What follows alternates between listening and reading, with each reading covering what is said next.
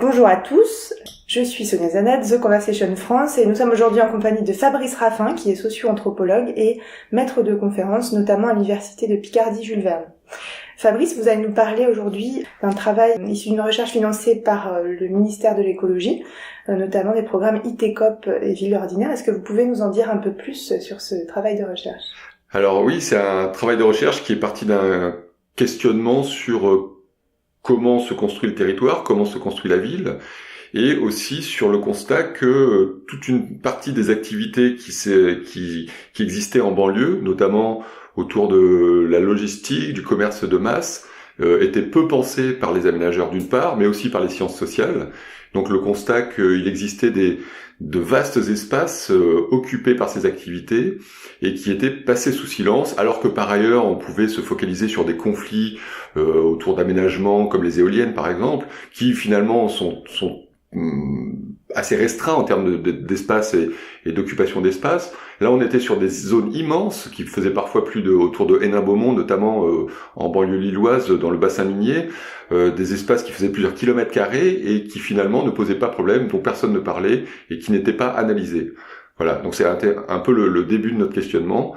Et ensuite, la question a été plutôt comment ces espaces de la logistique produisent du territoire, d'une part, des aménagements, et à partir de ces aménagements et de ces activités, comment ces activités et ces aménagements produisent aussi des modes de vie spécifiques à certains endroits du milieu urbain et de la périphérie des franges métropolitaines.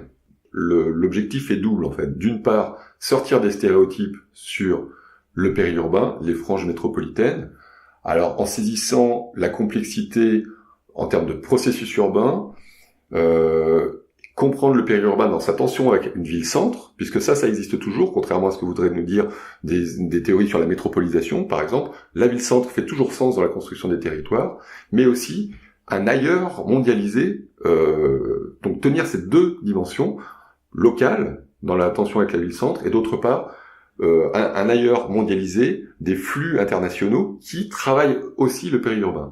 Le périurbain, ce n'est pas quelque chose qui est coupé du monde, ghettoisé, on va dire. Non, c'est quelque chose qui est tout à fait connecté sur des flux mondiaux qui travaillent l'espace et qui permettent de reconsidérer l'espace et les modes de vie locaux.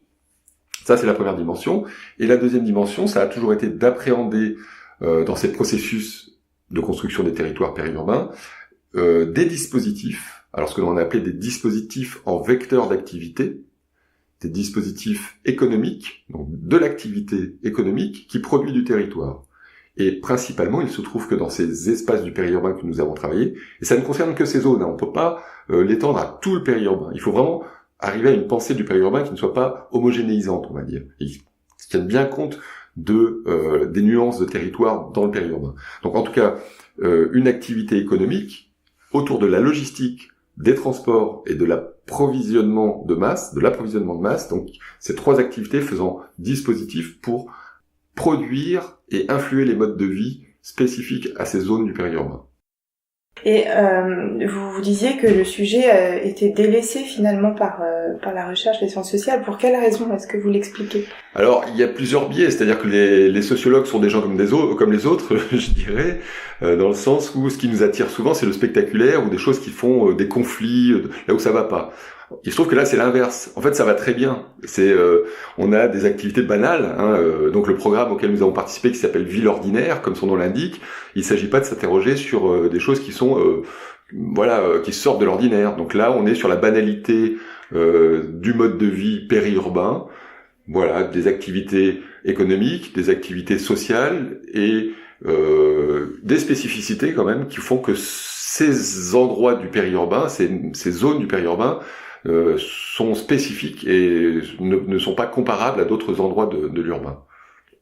Vous avez aussi rapproché deux espaces qui sont géographiquement très éloignés, à savoir le quartier de Songdo Incheon à Séoul, dans la périphérie de Séoul, et Europa City Le Bourget près de Paris. Pourquoi avoir choisi ces deux espaces ? Alors, on s'est interrogé sur cet endroit un petit peu particulier qui s'appelle, ce qu'on appelle aujourd'hui les franges périurbaines.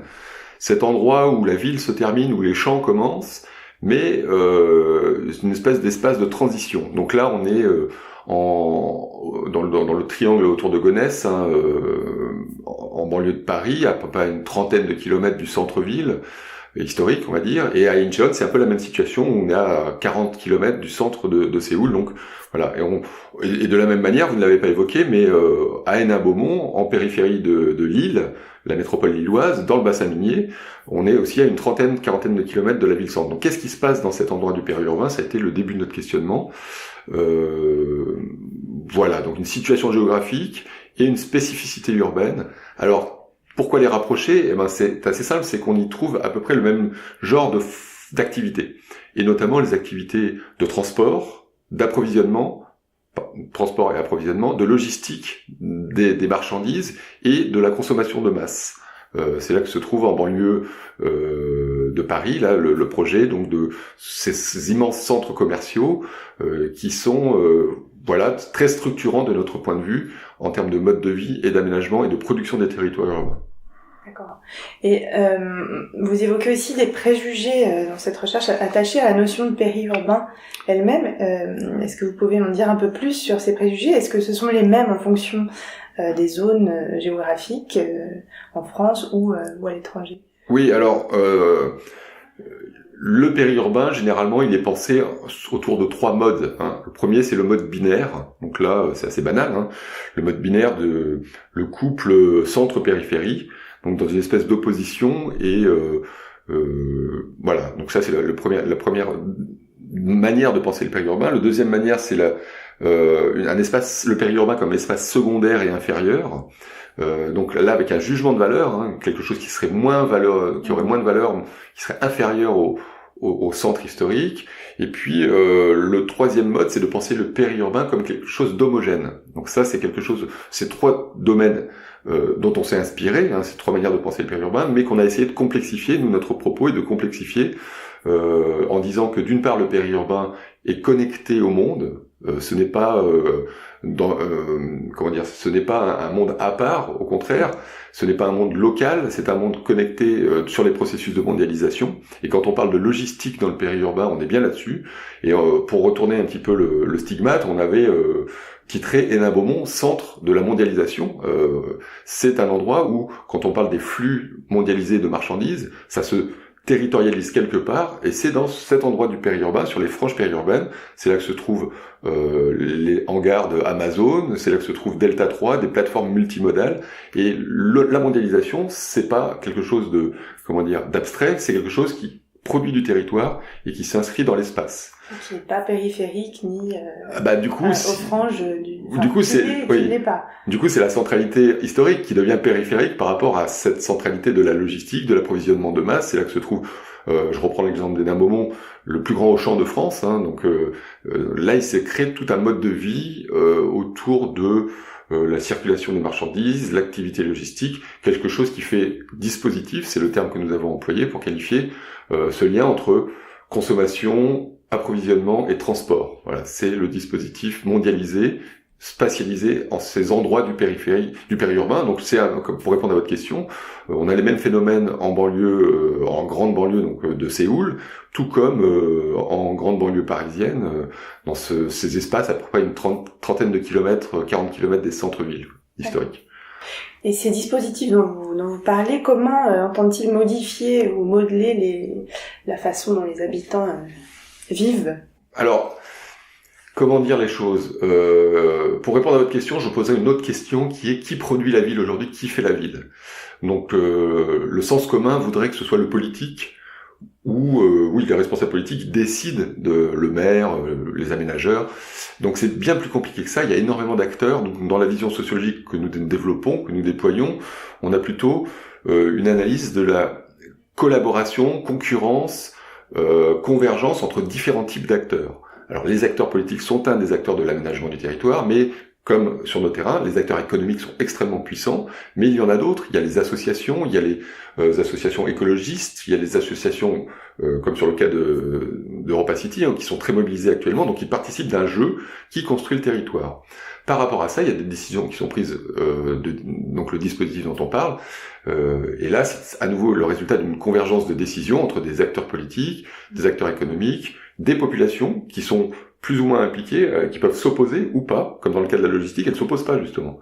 On a appelé ça les situations ordinaires de l'aménagement, où ça ne pose pas de conflit, où au contraire, les habitants sont très heureux, dans le cas de ENA Beaumonde, d'accueillir ces entreprises, tout comme le politique, tout comme les acteurs économiques. Je ne sais pas si je réponds à votre question. Si, tout à fait. Alors, donc voilà, donc il n'y a pas une volonté, il n'y a pas de la volonté de créer un mode de vie périurbain, mais il se trouve que au fur et à mesure des aménagements, on a quand même un aménagement, c'est une contrainte territoriale, c'est un façonnage de l'espace qui sur lequel s'appuient des pratiques sociales. Et là, on a vraiment donc le périurbain n'est pas homogène, mais dans ce périurbain, il y a toutes ces zones autour des activités logistiques qui produisent un mode de vie spécifique. J'essaie de le préciser, c'est-à-dire que déjà, c'est des occupations, une appropriation de l'espace par les secteurs privés. Donc ça, c'est la première chose. Les grands hangars de logistique, ce sont des kilomètres de carrés qui autrefois étaient des champs, qui sont appropriés pour des activités économiques. Et là, ça change quand même la donne.